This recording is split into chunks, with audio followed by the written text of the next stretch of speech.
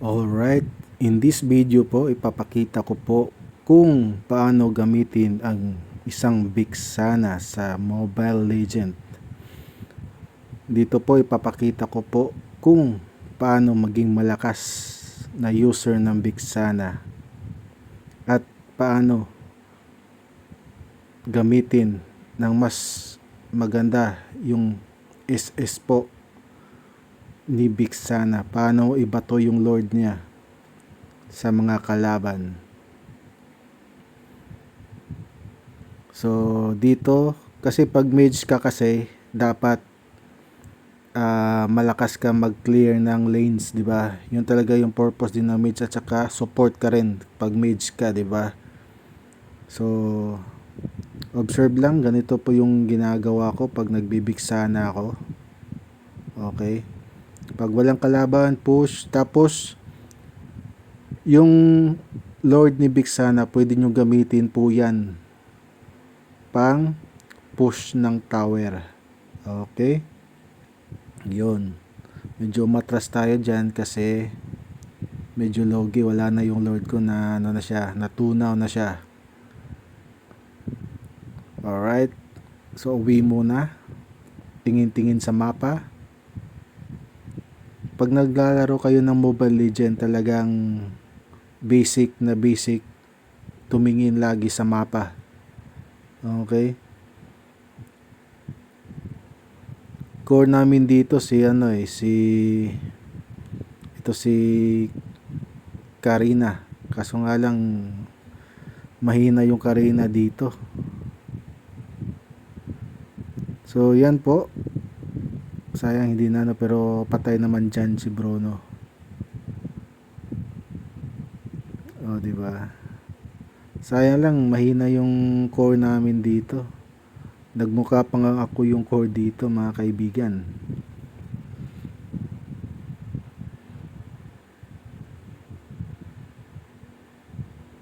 Di ba?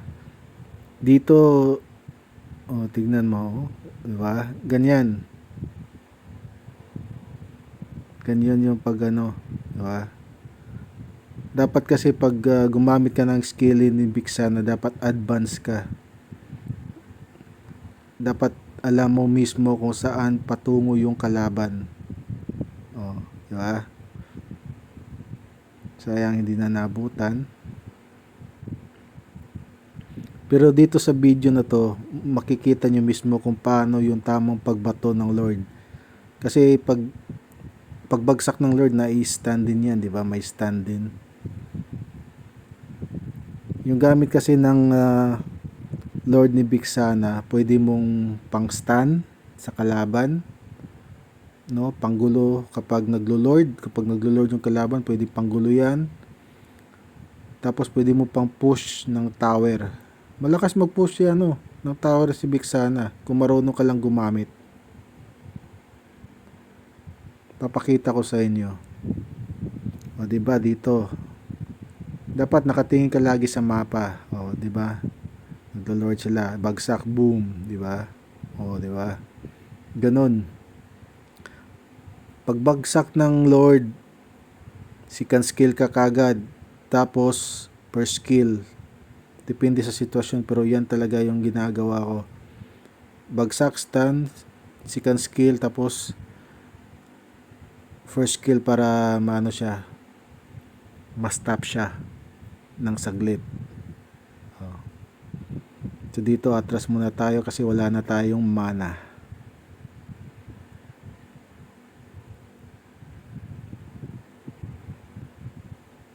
Na-observe ko konti lang gumagamit ng Vixana eh. Pero pag si Vixana tapos isabay mo sa Lord, may kasama kayong Lord, naku po, ang hirap.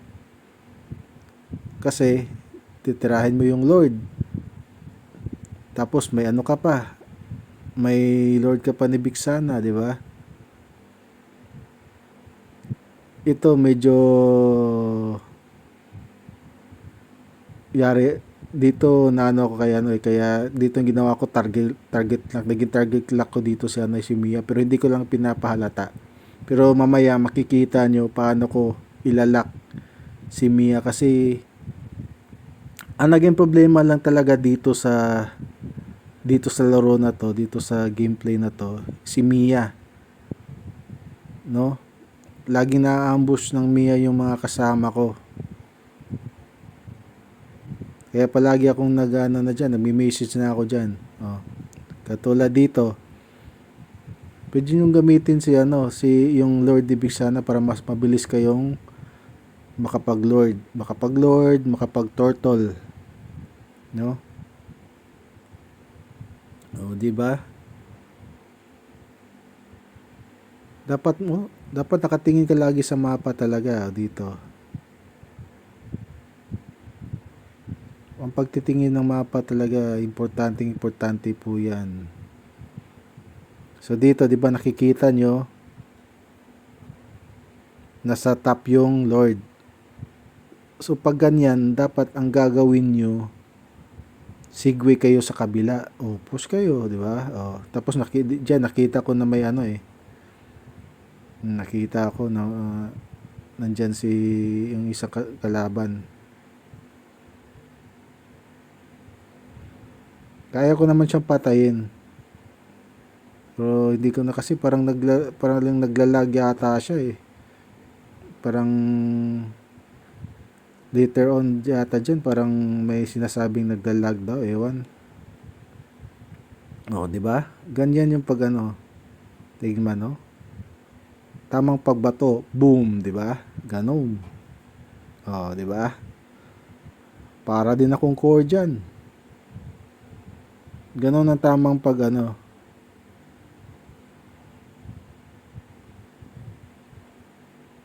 di ba?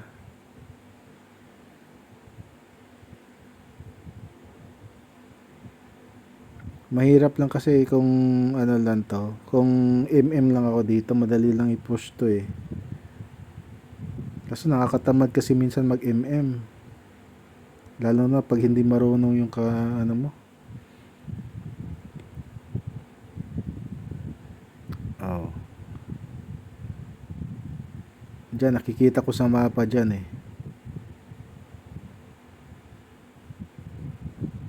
Diyan, medyo di ba? Sa pulang bunbunan. Oh, diyan, boom, di ba?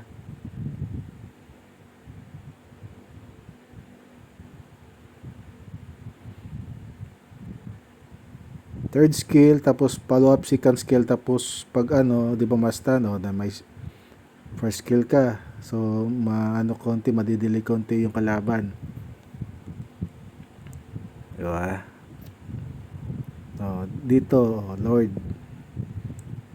Tapos tingin ka lang sa mapa. Dito, tinutulungan ko yung tapos balik ulit sa Lord. Di ba? Para ma-secure. Di ba? Kung matigas lang tong core namin, kung marunong lang tong core namin dito, hindi ako simit tank eh. Kaso nga lang, napasimit tank na ako dito eh.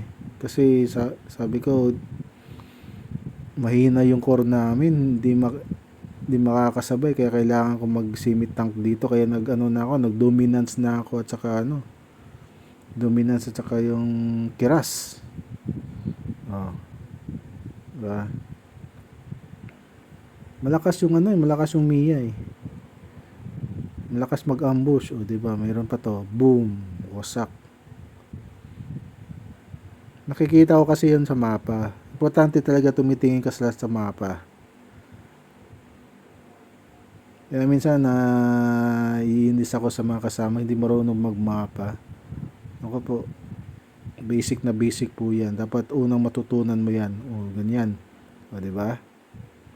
Ganon ang tamang pagbato ng skill ni Bigsana.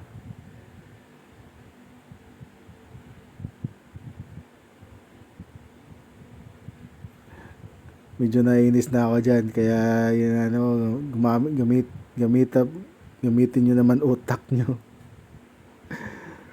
Kasi talagang, iwan ko ba, hindi sila tumitingin sa mga payata eh. Nakikita ko naman kung saan si Mia, nakikita ko yung mga kalaban. Pero ba't sila na-ambush? Ba't sila na-ambush?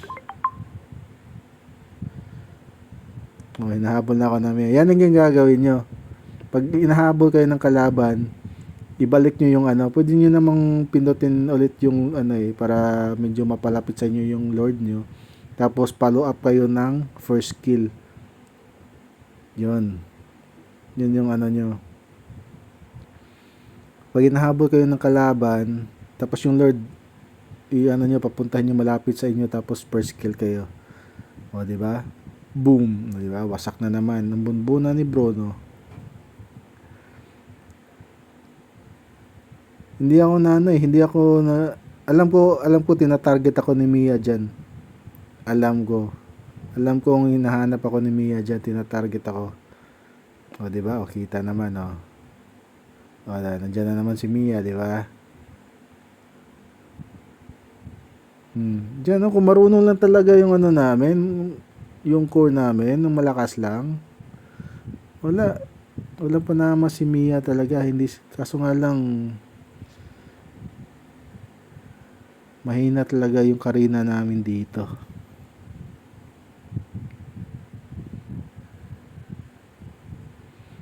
Kaya nagano na ako dyan, ingat kay Mia. Kasi wala eh. Ang style kasi ni Mia, ano muna eh. Sa clashing, inanom nyo muna na maglaban. Mag-ano kayo, tapos biglang tatalikod, bigla mag-ESS, tapos ano na, preheat na siya, di ba? Kaya ako, hindi ako nag, ano, dito hindi na ako nag humiwalay na, ano, lumalamit, ano na ako, nasa malapit, sinisiguro ko nasa malapit ako sa mga kasamahan ko para pag biglang lumapit si Mia, ang gagawin ko is i-prepare skill ko tapos SS.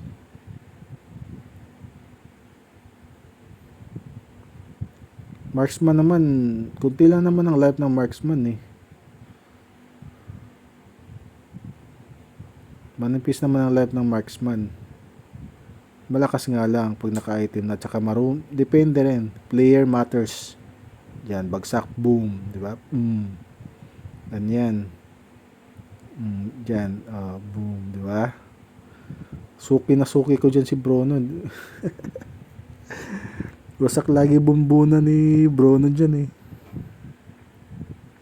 Tapos si Mia naman, di naman makaporma sa akin dyan. Diba? Ganyan ang paggamit kay Vixana. Boom, diba? Atras ka, wag kang makipag one-on-one. Atras. Logi ka dyan eh. Tingnan mo. Isa pa lang patay ko dyan. Diba?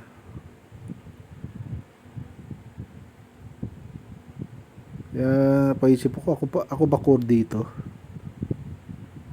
Ang core namin ewan. Panay buff.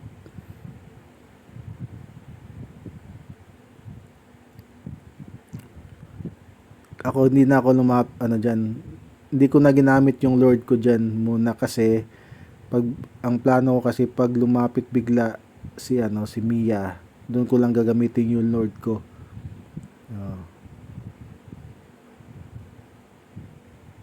Mahina talaga tong namin eh.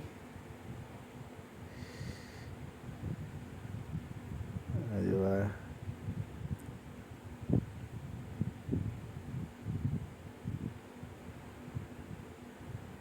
Dito medyo na eh. Mahirap na i-defend to kasi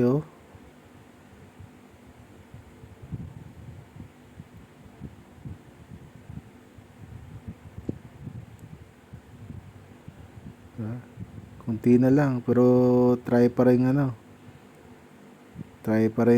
madepensahan. Di ba?